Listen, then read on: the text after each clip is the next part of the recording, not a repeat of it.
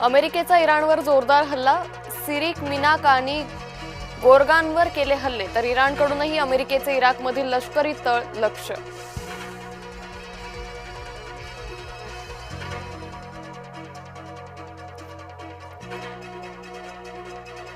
अमेरिकेच्या हल्ल्यानंतर इराण चवताळला, तडकाफडकी होर्मुझची सामुद्रधुनी केली बंद.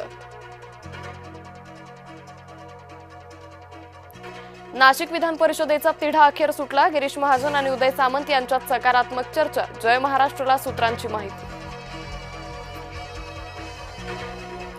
पुण्याच्या सावित्रीबाई फुले विद्यापीठात बीजेपीचे आंदोलन, नीट पेपर फुटीवरून केंद्रीय शिक्षण मंत्र्यांच्या राजीनाम्याची मागणी, आंदोलनात सोनम वांगचुकही होणार सहभागी. दादरमध्ये झालेला बेस्टचा अपघात, बस चालकाच्या निष्काळजीपणामुळे, आरटीओच्या प्रथमदर्शनी अहवालात बसचे ब्रेक सुस्थितीत असल्याचं नमूद.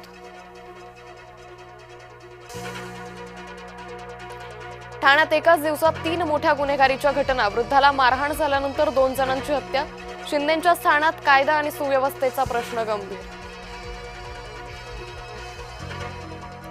कल्याणच्या खडे गोळवलीत मध्यरात्री गोळीबार, पूर्ववैमनस्यातून गोळीबार झाल्याची प्राथमिक माहिती, बुंदी आणि प्रेम गुंडा यांच्यात वाद, 1 जण जखमी.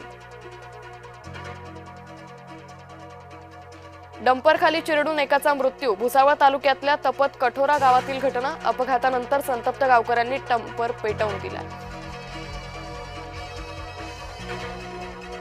उपचारासाठी आलेल्या रुग्णाला ठेवलं तात्कळत, रुग्ण आणि त्याच्या नातेवाईकांना अरेरावीची भाषाही वापरली.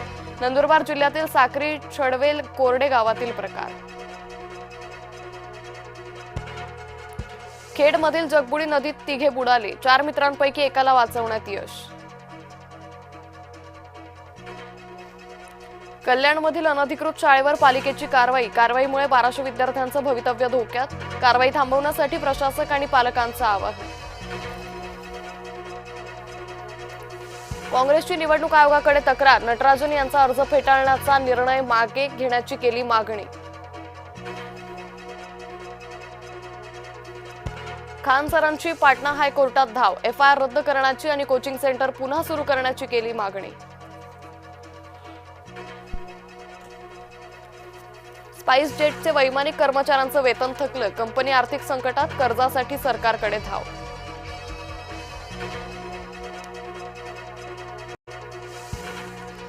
हार्दिक पंड्या काल फिट आणि आज अफगाणिस्तानमधून वनडे मालिकेतून बाहेर, हार्दिकला पुन्हा झालंय तरी काय असा प्रश्न.